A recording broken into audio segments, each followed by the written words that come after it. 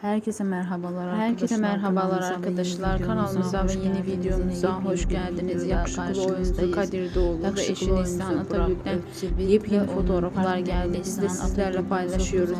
Siz de kanalımıza abone olmayı unutmayın. İyi seyirler. Hoşça kalın. Bizimle kalın. Videomuzu beğenmeyi unutmayın. İyi seyirler. Hoşça kalın. Bizimle kalın.